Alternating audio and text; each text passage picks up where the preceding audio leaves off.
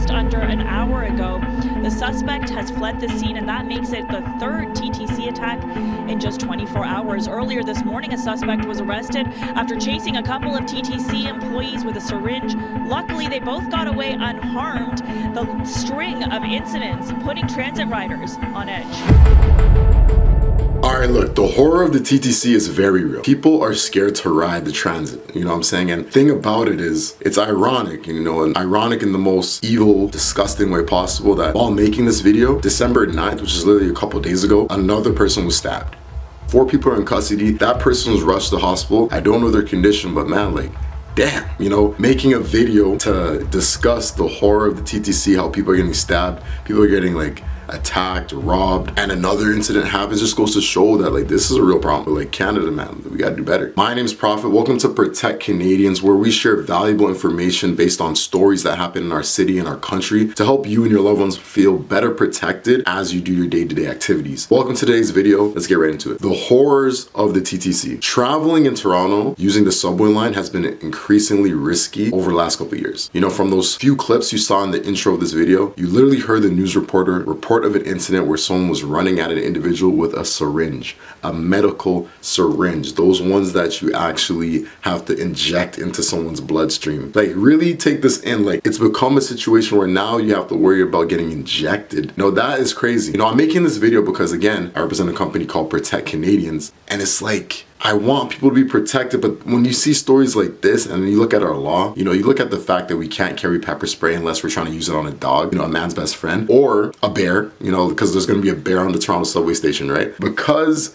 we have laws that prohibit individuals like myself and you, law-abiding citizens, to carry devices to feel protected. I want to show you incidents where this stuff happens, like attacks, and the good people have no way of protecting themselves but to run or wait for 911 to get rushed to the hospital, which hopefully ends in that person surviving. It's the latest random violent incident on the TTC. A 16-year-old boy is dead following a stabbing at Keele subway station.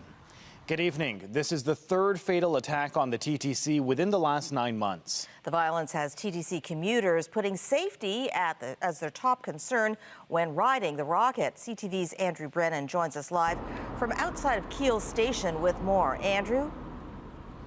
Well, Pauline, as Raheem was just mentioning there's been 3 deadly incidents in the last 9 months, but in that time period, we've also seen people slashed in the face, pushed onto the subway tracks, and shot with BB guns, among several other incidents. But what makes this one, which turned deadly, so shocking is it involves a 16-year-old teenage boy. Sitting on a bench, stabbed at random. That's how Toronto police say 16-year-old Gabriel Magaries was killed at Keele Station, pronounced dead in hospital later Saturday night.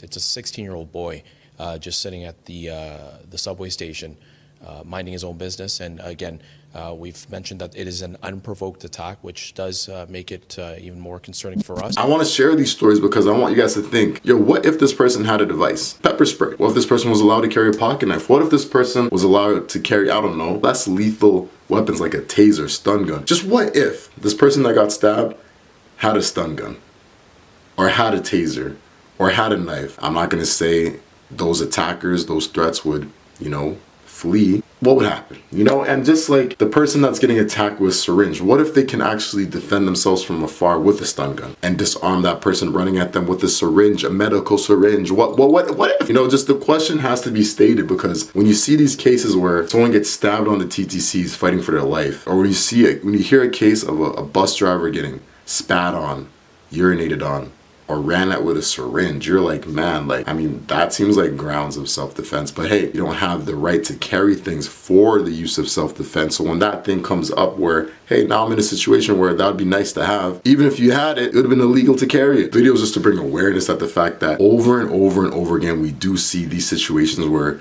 people do get threatened on public transportation, just trying to commute to work, commute to school, commute to do groceries. And it would be nice to feel like, okay, if someone does come and threaten me, I at least have a method to protect myself and my loved ones if harm comes. I don't have to wait for authorities. I don't have to wait to be bleeding out. I don't have to wait to find out what was injected into my blood. Because at that point, it's too late. At least it could be too late. Again, I represent a company called Protect Canadians, where we will be providing you the most appropriate self-protection devices you can carry that are legal. Here in Canada, things are a little bit tricky, so if you visit our website, you'll see a lot of information there over the coming weeks. And even right now, there's a personal protection alarm that you can purchase, that you can carry if you're jogging, if you have kids, if you're a woman that does travel alone late at night. What the alarm does, just like an ambulance alarm, if you hear it, you're gonna look. So the whole idea is, if you're in a compromised position, you know, if someone's attacking you, if someone's harassing you, you set this alarm up by removing the pin, you're gonna get the public's attention. That's the least we can do right now. We're gonna work to get other products available to you. But right now, just